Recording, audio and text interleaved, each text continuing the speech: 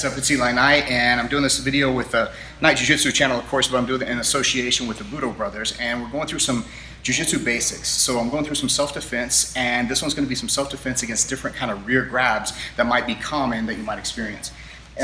There's different kind of classifications. Most of the rear grabs would be somehow trying to get control of the person to pick them up or to drag them or to pick them up and toss them down on the ground. So it might be around the neck, over the arms, under the arms, and so we'll look at a couple variations of each of these. Now, so if Dustin is coming up from behind and he grabs around the neck, let's say, so this one could be very dangerous here. Now, there's two different things he would probably want to be do from here. It's either going to be like a push or a pull energy, or maybe a leaning kind of energy. Sometimes it's not completely clear at first, but whenever I grab here, pull this down away from my neck as deep as I can, then I drop into base, his intention becomes a little bit more clear and a little more pronounced. So if this is the case here and he's still leaning on me, then that means the energy is going to be more forward like this. So I'm going to like push my hips back into him. I'm going to keep pulling this down, and I want to bend at the waist, making sure my hips are lower than his, and take him forward over this way. All right.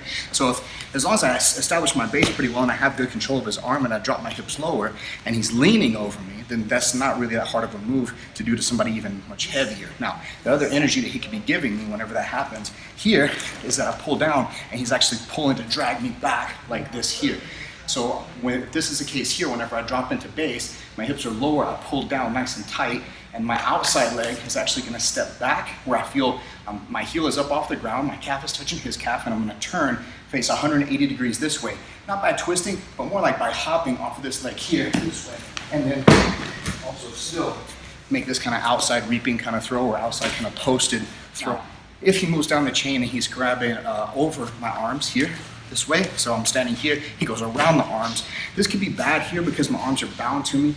I still want to drop into my base here like this, but more specifically, that's going to help me out better is if I step out into base, because I'm going to look to go one side here between our two legs. So I'm going to fake my direction one way, making a shove with my arms.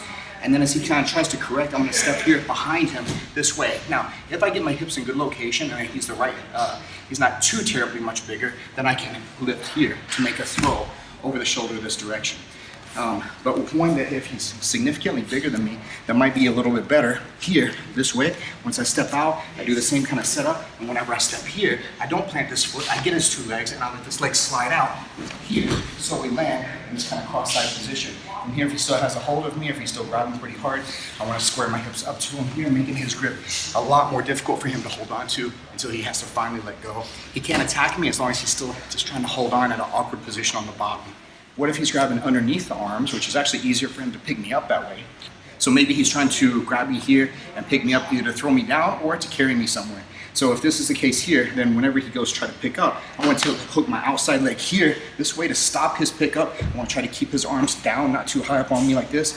And if he sets me down to adjust, then look, I go here to base out. If I can get good base and have his leg here within reach, then I'll plant my hand on the floor like this, pushing my hips back into just above his knee here, and then trying to pick up on the leg like this. I could possibly go into a foot lock, a knee bar, or just run and get out of the situation. Now, if though, I feel like from here when he goes to pick up, like this, and I stop, I try to hook like this here. If I feel like maybe that's going to be a little bit of a tall order and I don't know that I have the balance for that, something else that I can look to do here is I can put this leg behind his leg, this leg between his legs here, and then make this kind of takedown like this. Now I'm accessible to like a heel hook from here to maybe injure him to where he can't get up and chase after me. Then I can get out of the situation too. Remember that if this is a self-defense context, then I'm just looking to do as much as I need to do to get out of the situation, get myself free, get myself safe. So that's kind of the considerations for different grabs behind the back like that. And let me know what you think, guys. Keep watching the Knight Jiu-Jitsu channel and check out Budo Brothers, budobrothers.com, and the Budo Brothers channel. Thanks a lot.